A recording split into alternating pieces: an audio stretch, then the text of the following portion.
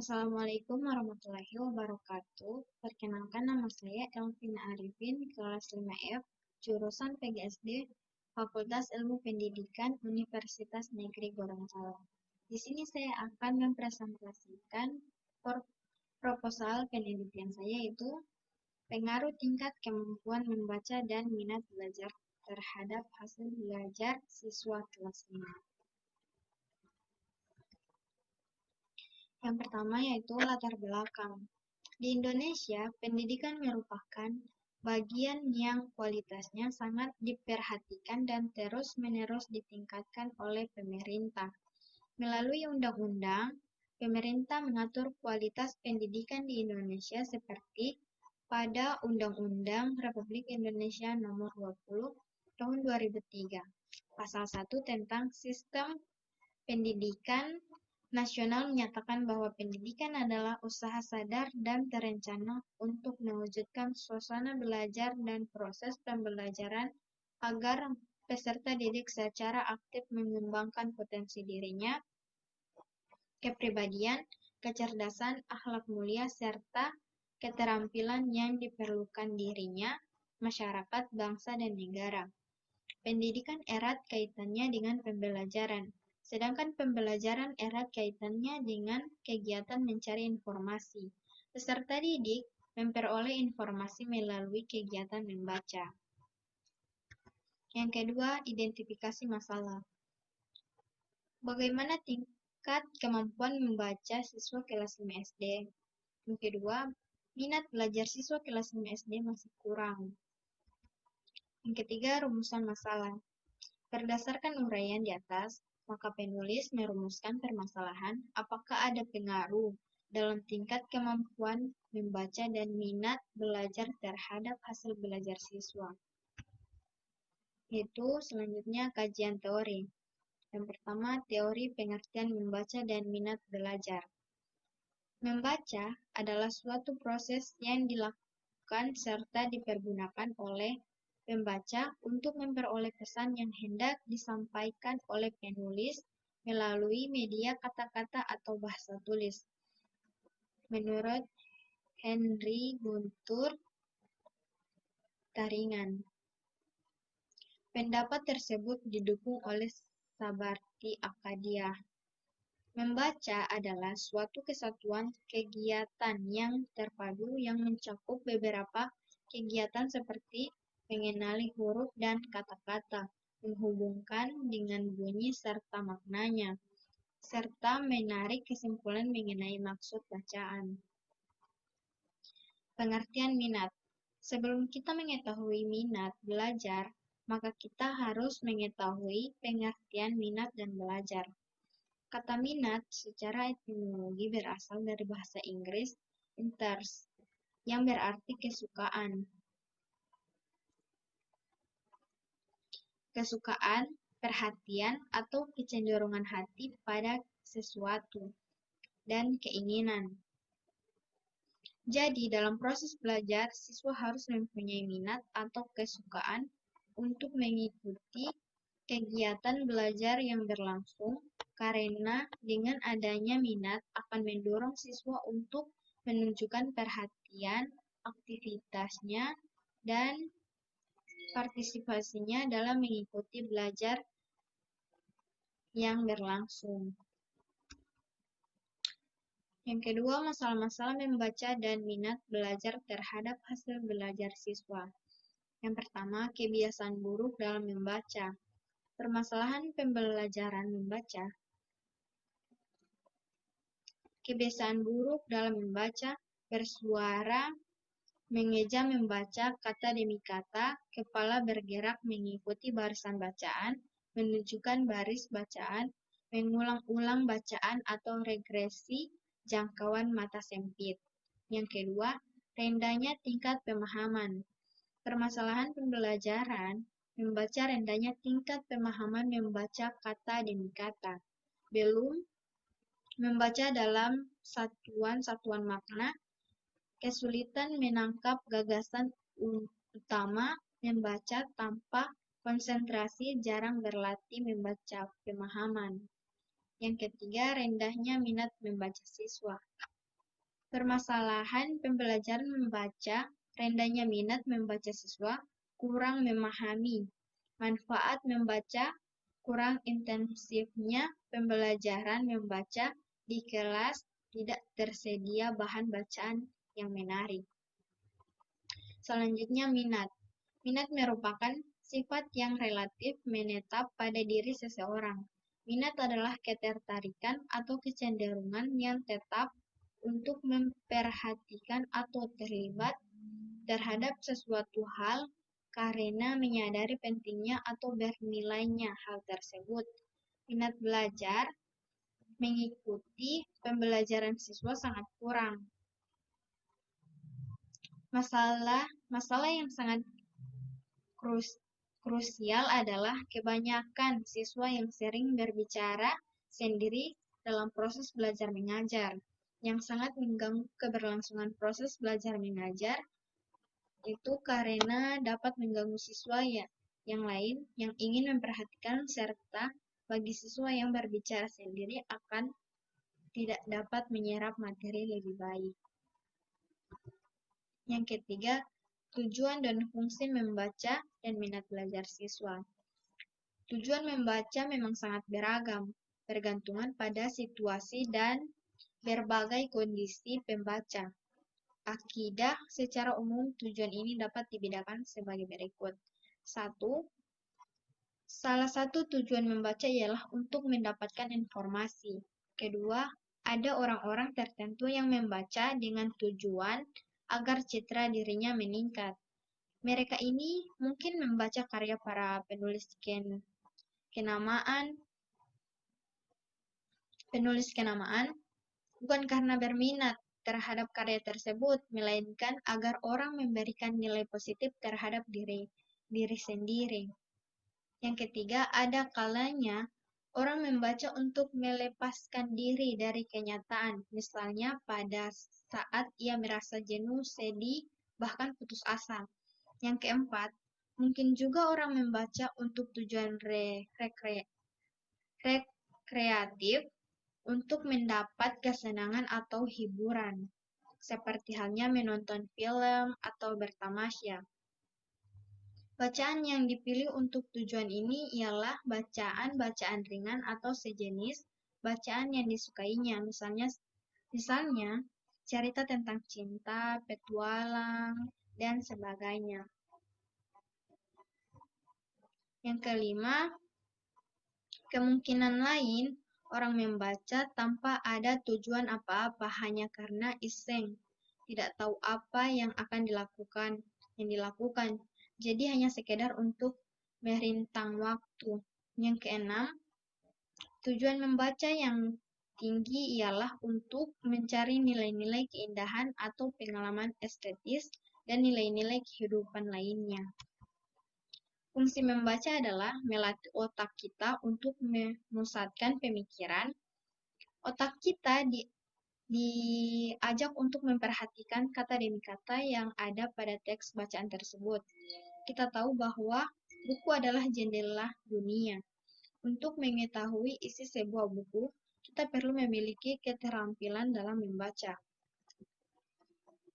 Fungsi minat merupakan salah satu faktor yang dapat mempengaruhi usaha yang dilakukan seseorang.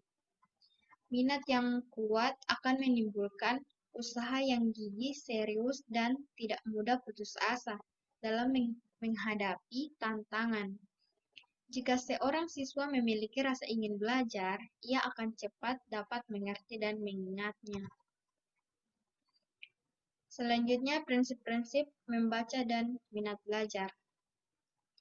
Ada beberapa prinsip membaca yang perlu diperhatikan oleh guru dalam membina dan mengembangkan minat baca para siswa adalah sebagai berikut. 1. Membaca merupakan proses berpikir yang kompleks. Hal ini terdiri dari sejumlah kegiatan seperti memahami kata-kata atau kalimat yang ditulis oleh pengarang, menginterpretasikan konsep-konsep pengarang serta menyimpulkannya. Kedua, kemampuan membaca tiap orang berbeda-beda. Seperti orang memiliki kemampuan membaca sendiri-sendiri, tergantung pada beberapa faktor, misalnya tingkat kelas, kecerdasan, keadaan emosi, hubungan sosial seseorang, latar belakang pengalaman yang dimiliki, sikap, aspirasi, kebutuhan hidup seseorang, dan sebagainya. Ketiga, pembinaan. Kemampuan membaca atas dasar evaluasi. Pembinaan tersebut harus dimulai atas dasar hasil evaluasi terhadap kemampuan membaca orang yang bersangkutan. Keempat, membaca harus menjadi pengalaman yang memuaskan. Seseorang akan senang jika telah berhasil mempelajari sesuatu dengan baik dan merasa puas atas hasil bacaannya. Kelima, kemahiran membaca perlu keahlian yang kontinu. Agar memiliki kemahiran membaca, keterampilan yang dibutuhkan dalam membaca perlu diperhatikan sedini mungkin sejak seseorang pertama kali masuk sekolah. Keenam, evaluasi yang kontinu dan komprehensif merupakan batu loncatan dalam pembinaan minat baca.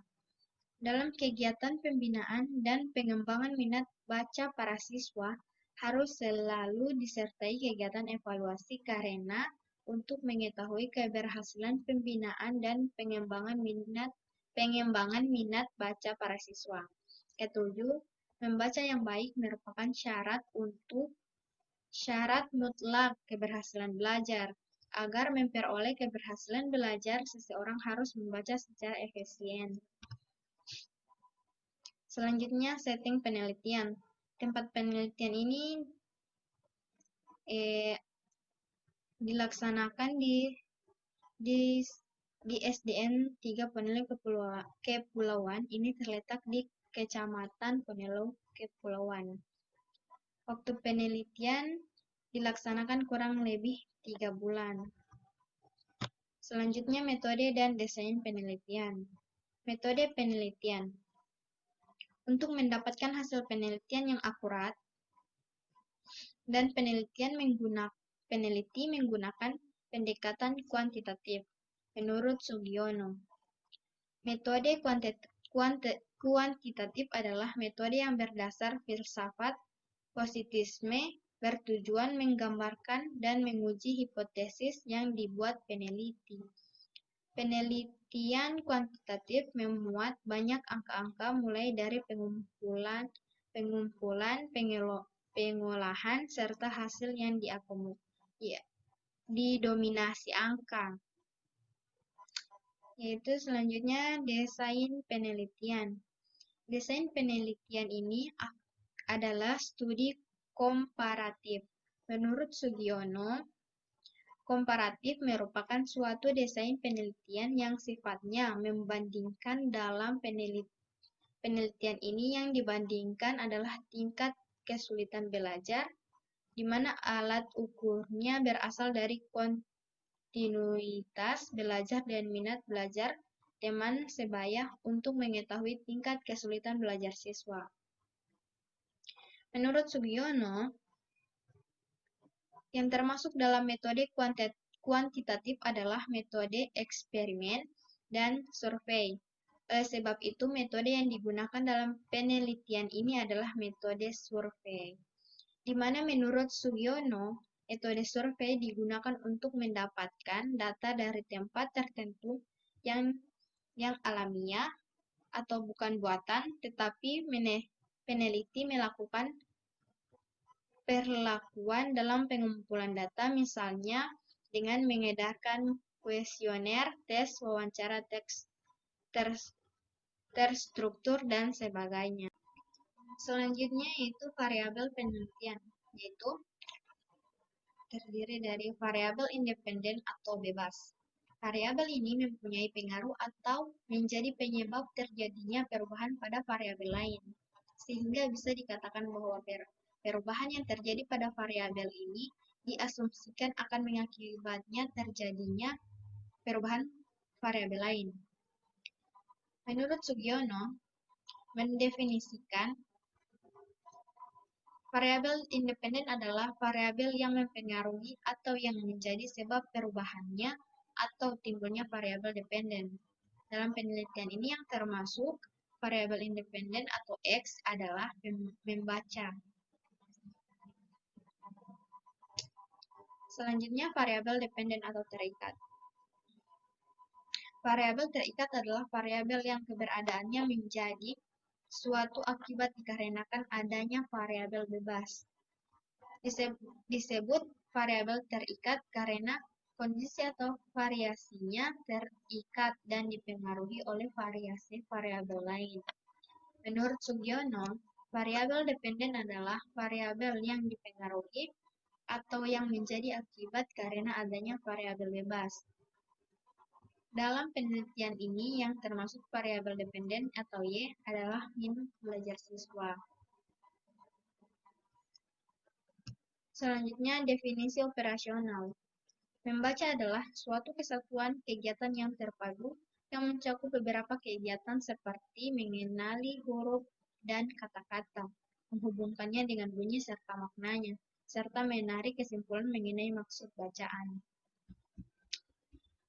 Selanjutnya, menurut Slameto, minat adalah kecenderungan yang tetap untuk memperhatikan dan mengenang beberapa kegiatan, sedangkan dalam proses belajar, siswa harus mempunyai minat atau kesukaan untuk mengikuti kegiatan belajar yang berlangsung.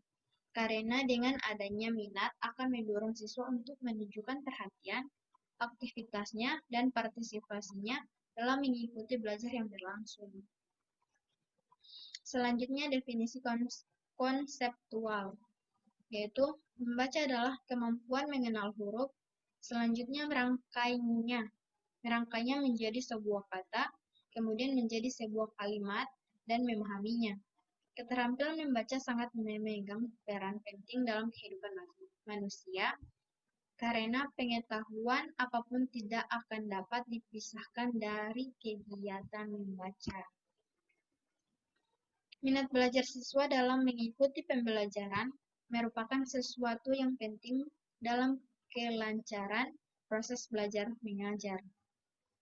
Siswa yang mempunyai minat belajar tinggi dalam proses pembelajaran dapat menunjang proses belajar mengajar untuk semakin baik. Begitupun sebaliknya, minat belajar siswa yang rendah, maka kualitas pembelajaran akan menurun dan akan berpengaruh pada hasil belajar. Selanjutnya, instrumen pengumpulan data penelitian, yaitu dokumentasi. Menurut Suharsini Arikunto, menyatakan bahwa dokumentasi berasal dari asal kata dokumen yang artinya barang-barang tertulis. Dokumentasi merupakan pengumpulan data mengenai hal-hal berupa dokumen-dokumen yang ada pada objek penelitian seperti data-data nilai ulangan harian, nilai ujian tengah semester atau UTS, nilai ujian akhir semester atau UAS, dan nilai akhir atau nilai rapot. Yang diperoleh dari dokumentasi guru mata pelajaran ekonomi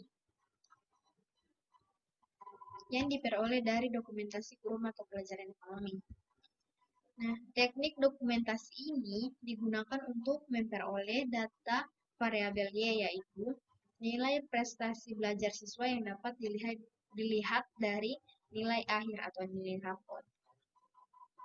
Selanjutnya, subjek penelitian, yaitu populasi. Populasi adalah jumlah keseluruhan satuan-satuan yang karakteristiknya hendak diteliti. Sugiono mengartikan populasi sebagai wilayah generalisasi yang terdiri atas objek atau subjek yang mempunyai kualitas dan karakteristik tertentu yang ditetapkan oleh peneliti untuk dipelajari dan kemudian ditarik kesimpulannya. Berdasarkan pendapat tersebut, maka populasi dalam penelitian ini adalah seluruh siswa SDN 3 Ponelo Kepulauan, Kecamatan Ponelo Kepulauan. Selanjutnya sampel. Sampel adalah sebagian dari populasi yang dijadikan objek atau subjek dalam penelitian. Sugiono mengemukakan bahwa sampel adalah bagian dari jumlah dan karakteristik yang dimiliki oleh populasi tersebut. Dalam pengambilan sampel penelitian tersebut harus betul-betul representatif, artinya sampel yang diambil keseluruhan jumlah populasi yang ada, yaitu dalam penelitian yakni seluruh siswa kelas 5 SD. Nah, selanjutnya teknis analisis data.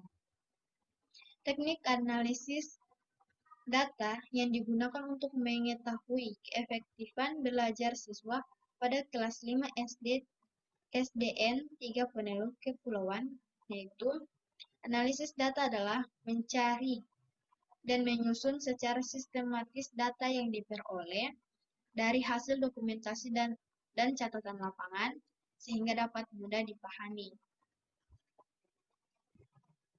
Baik, terima kasih. Itulah hasil presentasi dari proposal saya. Lebih dan kurangnya saya mohon maaf. Wabillahi taufiq wal hidayah. Wassalamualaikum warahmatullahi wabarakatuh.